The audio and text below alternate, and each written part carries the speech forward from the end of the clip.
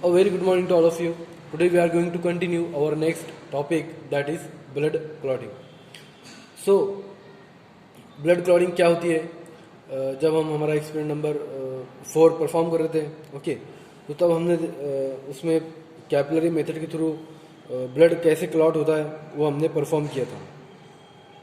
Okay, सो उस experiment number 4 में हमने ऐसे किए थे कि हमको एक्चुअली में जो ब्लड क्लॉटिंग टाइम होता है वो हमको डिटरमाइन करना होता है.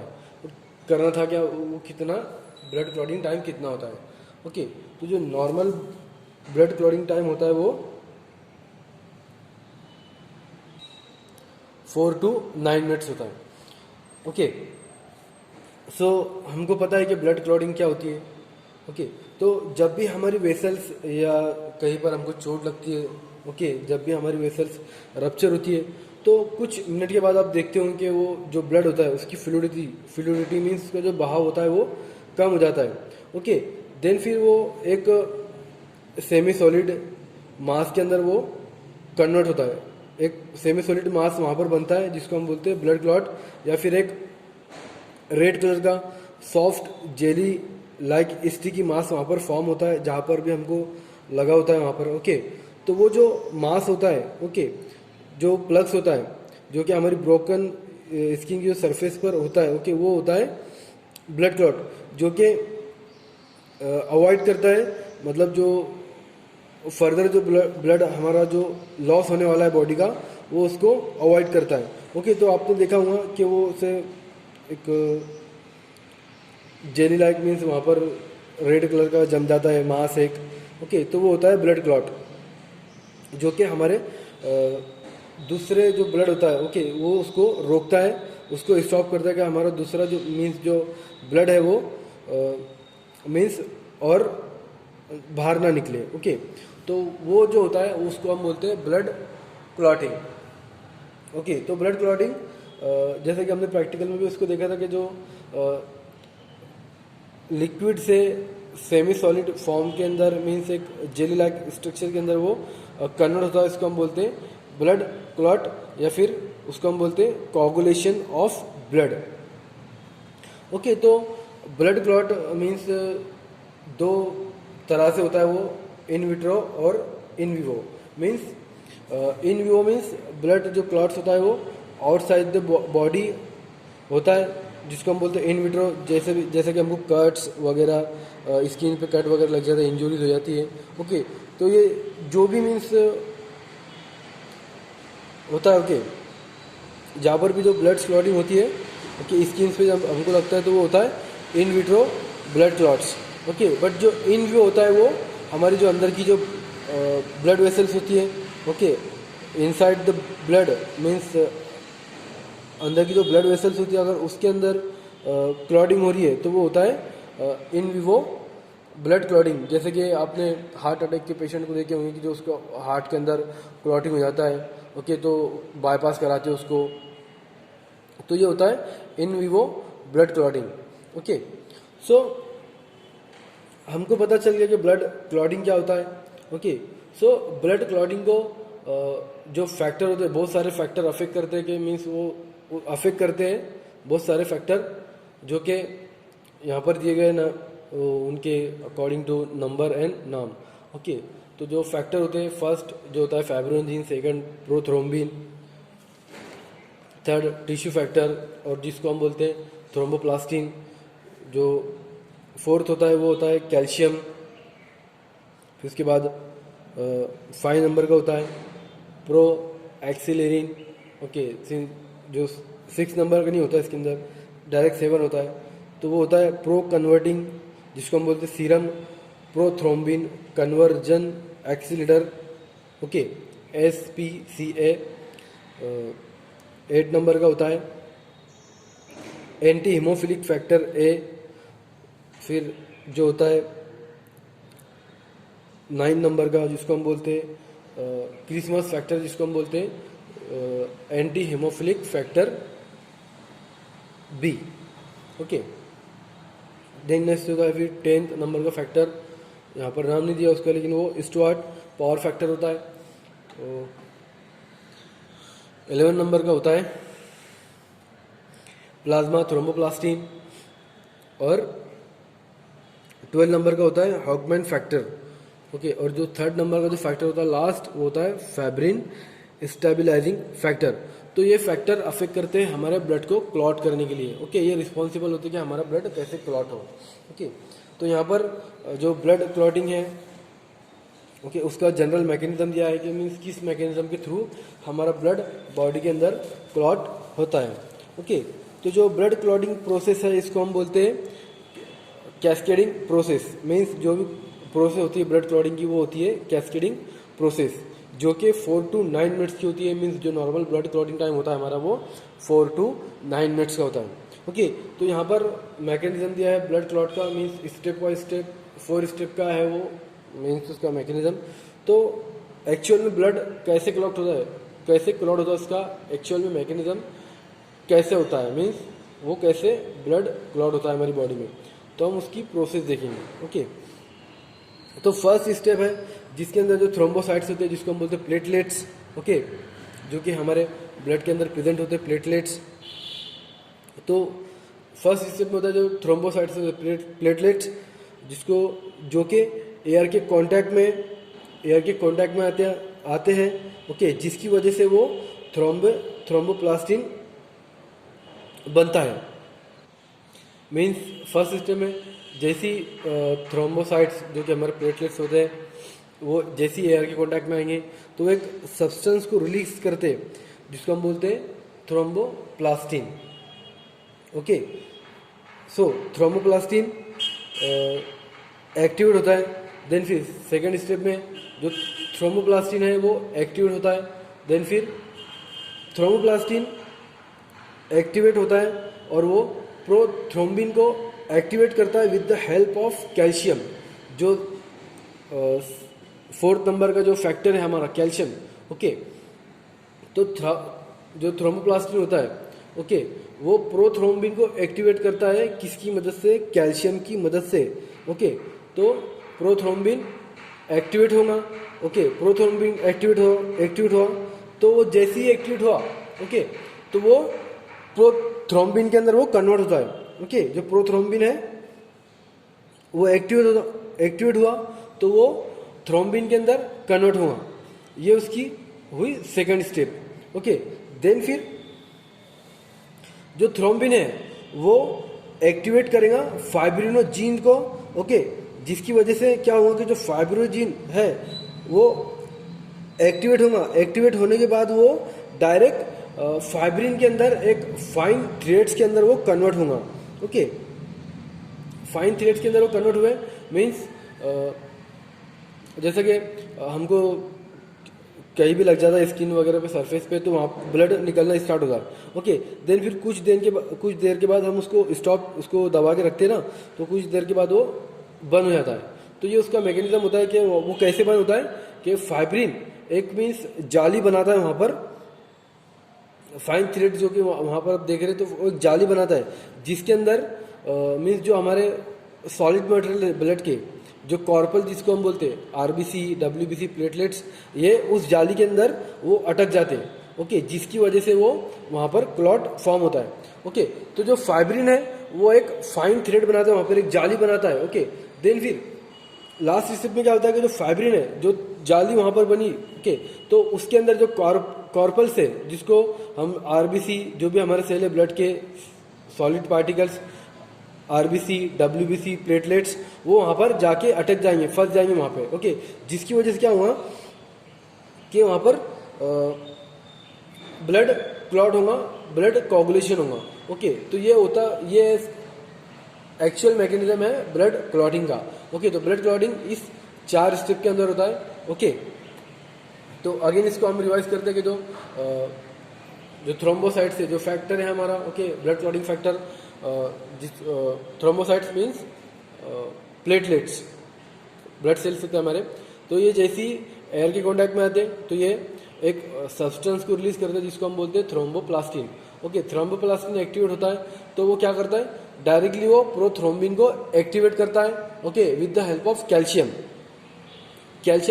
की मदद से वो प्रोथ्रोम्बिन को एक्टिवेट करता है, जिसकी वजह से क्या होता है कि जो प्रोथ्रोम्बिन है वो एक्टिवेट होने के बाद थ्रोम्बिन के अंदर कन्वर्ट होगा। ओके, देन फिर थर्ड स्टेप में क्या होगा कि जो थ्रोम्बिन एक्टिवेट हुआ वो क्या हुआ, वो फाइब्रिनोजीन को एक्टिवेट करेगा। ओके, देन फाइब्रिनोजीन अगर एक्टिवेट हुआ तो डायरेक्टली फाइब्रिन के अंदर फाइब्रिन के अंदर वो कन्वर्ट होगा। मीन्स वो वहाँ पर जहाँ पर हमको लगा है, जहाँ पर हमको इंजरी हुई है, वहाँ पर वो एक थ्रेड, एक जाली बनाएगा। Okay, fibrin. तो उसमें क्या होगा, फाइब्रिन के अंदर फोर्थ स्टेप के अंदर जो फाइब्रिन है वो जाली बना वहाँ पे, तो जो भी हमारे ब्लड के जो सॉलिड मटेरियल्स है जिसको हम बोलते हैं कार्पल्स, जो भी हमारे सेल्स होते हैं blood cells, WBC, RBC, platelets, तो ये क्या करेंगे, वहाँ पर फंस जाएंगे, वहाँ पर जम जाएंगे, जिसकी वजह से क्या होगा कि वहाँ पर एक ब्लड क्लॉट होगा, जिसको हम बोलते हैं ब्लड क्लॉट। ओके, तो ये किसकी वजह से होता है कि मीन्स इस पूरे मैकेनिज्म को जो सबसे अहम फैक्टर है उसके अंदर जो वो इस मैकेनिज्म को हेल्प करता है, उसको मीन्स हेल्प करता है इस प्रोसेस को, वो होता है विटामिन के। विटामिन के इस प्रोसेस को हेल्प करता है कि वो जल्दी से ब्लड वहाँ पर क्लॉट करे। ओके, तो ये होता है mechanism of blood clot. Then next आते फिर आपके factor hastening coagulation of blood. ऐसे फैक्टर जो ब्लड कोगुलेशन को फास्ट कर देते हैं या उसको जल्दी से वो क्लॉट करने के अंदर वो उसको हेल्प करते हैं। ओके, या फिर इस फैक्टर की वजह से वो जो भी ब्लड है जल्दी से क्लॉट होता है। तो पहला जो फैक्टर आता है वो कि जब हमारी बॉडी का टेम्परेचर स्लाइटली बढ़ता है, इंक्रीज होता है। Okay, then the body temperature, वो एक फैक्टर होता है, उसकी वजह से भी हमारा ब्लड जल्दी से क्लॉट होता है। Second, excessive slowness of blood flow, blood flow एकदम से स्लो जाता है। ओके, वो भी एक फैक्टर है जिसकी वजह से हमारा ब्लड क्लॉट जल्दी से होता है। ओके, और कभी कभी जो इंटरनल जिसको बोलते हैं ना इन विट्रो ब्लड क्लॉटिंग भी होता है कभी कभी वेन्स के अंदर, तो इसकी वजह से भी वो होता है। ओके, नेक्स्ट होता है स्नेक वेनम, अगर किसी को सांप ने काटा है, ओके, तो उसकी बॉडी के अंदर भी ब्लड क्लॉटिंग बहुत जल्दी स्टार्ट हो जाती है। ओके, देन नेक्स्ट आता है फिर factor retarding coagulation of blood.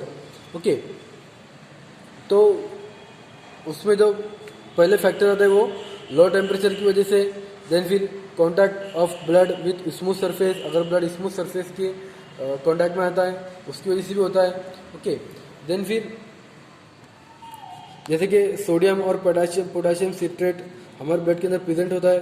So normally जो ब्लड क्लॉट फॉर्म होता है वो जहाँ पर भी इंजरी ओकर होती है वहाँ पर हमारा ब्लड क्लॉट फॉर्म होता है। ओके, अगर ऐसी कंडीशन होती है कि ब्लड क्लॉट सर्कुलेशन के अंदर फॉर्म हो रहा है, मीन्स वेन्स के अंदर वो कोगुलेशन हो रहा है। ओके, तो उसको हम बोलते हैं थ्रोम्बस। ओके, थ्रोम्बस बोलते हैं। और अगर कोई पोर्शन जो कि सर्कुलेशन ऑफ ब्लड के अंदर इंटर्स हो रहा है, ओके, क्लॉट का, तो वो होता है एम्बोलस। जैसे कि आपने जो फैक्टर होते हैं एंटीकोगुलेंट फैक्टर जो कि प्रेजेंट होते हैं हमारी बॉडी में, बट उसके साथ साथ एंटीकोगुलेंट फैक्टर भी प्रेजेंट होता है जिसको हम बोलते हैं हिपैरिन। ओके, तो हिपैरिन भी हमारी बॉडी के अंदर प्रेजेंट होता है जो कि इन ब्लड क्लॉटिंग फैक्टर के एकदम अपोजिट होता है, उनके एकदम अगोनिस्ट होता है, मीन्स उसके एकदम अगेंस्ट में होता है, जिसका फॉर्मेशन जो होता है वो लीवर के अंदर होता है। मीन्स जितने भी ये फैक्टर है जैसे कि फाइब्रिनोजिन है, प्रोथ्रोम्बिन है, हिपैरिन है, इनका जो फॉर्मेशन होता है वो लीवर के अंदर होता है। ओके, तो एंटीकोगुलेंट फैक्टर मीन्स ये भी हमारी बॉडी के अंदर प्रेजेंट होता है जो कि किसी भी तरह के इन विवो ब्लड क्लॉट को या थ्रोम्बस को वो ऑकर होने से उसको प्रिवेंट करता है, उसको अवॉइड करता है anticoagulant factor. Okay. Then next आता है फिर disorder of bloods. Okay, means blood की डिसऑर्डर्स, कौन कौन सी डिसीज होती है। तो मेनली बहुत सारी डिसीज होती है, बट यहाँ पर आपकी सिलेबस में जो मेंशन किया गया है वो 5 टाइप्स की डिसऑर्डर है। पहली है ग्रैनुलोसाइटोसिस, थैलेसीमिया, अनीमिया, पॉलीसिथीमिया और ब्लीडिंग डिसीज। ओके, तो सबसे पहली जो डिसीज आती है वो अग्रैनुलोसाइटोसिस, मीन्स जिसका जो दूसरा नाम है अग्रैनुलोसाइटोसिस का अग्रैनुलोसिस एंड ग्रैनुलोपेनिया, ये 2 नाम भी है इसके जनरल, जो कि ये नाम से जाना जाती है अग्रैनुलोसाइटोसिस। ओके, एक ऐसी कंडीशन होती है जिसके अंदर जो बोन मैरो होता है, ओके, हमारी बोन्स के अंदर होता है जो सॉफ्ट टिश्यू होते हैं, वो फेल हो जाते हैं वाइट ब्लड सेल्स को बनाने के लिए। ओके, तो तब ये डिसीज ऑकर होती है ह्यूमन बॉडी के अंदर। मीन्स जो हमारे वाइट ब्लड सेल्स होते हैं, जो फाइटिंग सेल्स होते हैं, ओके, उनकी जो काउंट होती है वो बॉडी के अंदर लो हो जाती है, मीन्स कम हो जाती है। तो ऐसी कंडीशंस को हम बोलते हैं अग्रैनुलोसाइटोसिस। न्यूट्रोफिल्स वगैरह की जो रेंज होती है वो कम हो जाती है। ओके, देन नेक्स्ट आता है फिर थैलेसीमिया। ओके, तो ये इनहेरिटेड ब्लड डिसऑर्डर है जिसके अंदर जो हमारी बॉडी होती है उसके अंदर जो हीमोग्लोबिन की जो लेवल होती है वो कम हो जाती है than the normal. Okay, means normal hemoglobin की लेवल से वो कम हो जाती है। तो ऐसी डिसऑर्डर को हम बोलते हैं थैलेसीमिया। मीन्स जो हीमोग्लोबिन है रेड ब्लड सेल्स के अंदर, तो वो क्या करता है, इनेबल कर देता है अपनी ये फंक्शंस को। मीन्स उसका जो फंक्शंस होता है वो ऑक्सीजन को कैरी करने का काम करता है। तो हीमोग्लोबिन की जो रेड ब्लड सेल्स होती है उसके अंदर लेवल उसकी कम हो जाती है, जिसकी वजह से वो ऑक्सीजन को ट्रांसपोर्ट का फंक्शंस कम कर देता है, जिसकी वजह से या फिर जिस ऐसी कंडीशंस को हम बोलते हैं थैलेसीमिया। ओके, देन फिर नेक्स्ट आता है आपका अनीमिया। अनीमिया एक ऐसी कंडीशन जिसके अंदर जो आरबीसी होती है, हमारी जो ब्लड की जो रेड ब्लड सेल्स होते हैं वो कम हो जाते हैं, उनकी साइज मीन्स उनकी जो काउंटिंग है वो कम हो जाती है अनीमिया के अंदर। तो ऐसी कंडीशन को हम बोलते हैं अनीमिया, जिसके अंदर रेड ब्लड सेल्स अगर डिक्रीज हुए तो साथ ही साथ हीमोग्लोबिन की लेवल भी कम होगी, और हीमोग्लोबिन की लेवल कम हुई तो ऑक्सीजन का जो सप्लाई है हमारी बॉडी के अंदर, होल बॉडी के अंदर, वो भी कम हो जाएगा। ओके, तो ये कंडीशंस होती है जिसको हम बोलते हैं अनीमिया। देन फिर नेक्स्ट आता है पॉलीसिथीमिया, जिसके अंदर मीन्स ये एकदम अपोजिट है अनीमिया के। मीन्स इसके अंदर क्या होता है पॉलीसिथीमिया के अंदर कि जो रेड ब्लड सेल्स होते हैं हमारी बॉडी के वो इंक्रीज हो जाता है, उनका जो काउंटिंग है वो इंक्रीज हो जाता है, उसके नंबर इंक्रीज हो जाते हैं। ओके, तो ये क्या करते हैं कि अगर जो ब्लड है हमारा उसके अंदर अगर सॉलिड मटेरियल जो है पार्टिकल जो कॉर्पल्स है हमारे आरबीसी, अगर उसकी अमाउंट उसकी काउंट वो सेल अगर बढ़ गए बॉडी के अंदर तो क्या होगा कि जो हमारा ब्लड है उसकी विस्कोसिटी इंक्रीज होगी, जिसकी वजह से क्या होगा कि जो ब्लड फ्लो है हमारा वो कम होगा और वहाँ पर क्लॉट के जो ब्लड क्लॉट के चांसेस भी बढ़ जाते हैं। ओके, ऐसी कंडीशंस के अंदर पॉलीसिथीमिया के अंदर, ओके, क्योंकि ब्लड हमारा विस्कस हो जाता है। ओके, पॉलीसिथीमिया के अंदर। ओके, देन फिर नेक्स्ट आता है ब्लीडिंग डिसीज। ओके, सो ब्लीडिंग डिसीज के अंदर 2 मेन डिसीज आती है, हेमोरेज और हीमोफीलिया। हेमोरेज मीन्स इसके अंदर जो ब्लड वेसल्स होती है उसके अंदर अगर क्लॉटिंग होती है हमारी ब्लड वेसल के अंदर, तो क्या होगा कि जो भी हमारे ब्लड का जो प्रेशर है ओके वो कितना होता है 120 सिस्टोलिक, मीन्स जो भी फ्लो होता है, जो सिस्टोलिक जो भी ब्लड जो हमारा हार्ट पंप करता है तो जो प्रेशर होता है हमारे ब्लड का वो कितना होता है, जिसको हम बोलते हैं सिस्टोलिक प्रेशर, वो कितना है 120। तो 120 और जो डायस्टोलिक मीन्स रिटर्न जाने का वो होता है 80। तो हेमोरेज के अंदर ऐसा होता है कि जो भी ब्लड अगर वेन्स के अंदर या ब्लड वेसल्स के अंदर अगर ब्लड क्लॉटिंग होती है तो जो प्रेशर हमारी वेसल से पड़ता है ओके तो वो 120 का होता है, फास्ट होता है थोड़ा। ओके, तो क्लॉटिंग की वजह से क्या होगा क्या वेसल से हमारा ब्लड फ्लो नहीं हो पाएगा। ओके, तो ऐसी कंडीशन में क्या होगा कि ब्लड प्रेशर से फ्लो होगा, बट वहाँ पर क्लॉट है, ब्लड क्लॉट, तो उसकी वजह से ब्लड फ्लो नहीं हो पाएगा, तो क्या होगा वहाँ पर हमारी वेसल्स फट सकती है। ओके, तो वो डिसीज जो होती है उसको हम बोलते हैं हीमोरेज, जहाँ पर हमारी वेन या फिर वेसल फट जाती है। ओके, उसको ऐसी कंडीशन को हम बोलते हैं हीमोरेज। फिर देन नेक्स्ट जो आती है डिसीज वो होती है हीमोफीलिया। ओके, तो ये हीमोफीलिया एक ऐसी डिसीज है जो कि जेनेटिक डिसऑर्डर मीन्स ये एक जेनेटिक डिसऑर्डर है। इसके अंदर क्या होता है कि जो क्लॉटिंग टाइम होता है हमारा ब्लड क्लॉटिंग टाइम वो लॉन्गर हो जाता है। वाई? क्योंकि कुछ फैक्टर होते हैं जो क्लॉटिंग फैक्टर अब्सेंस होने की वजह से जो क्लॉटिंग टाइम होता है वो बढ़ जाता है। तो ऐसी कंडीशंस को हम बोलते हैं हीमोफीलिया। ओके।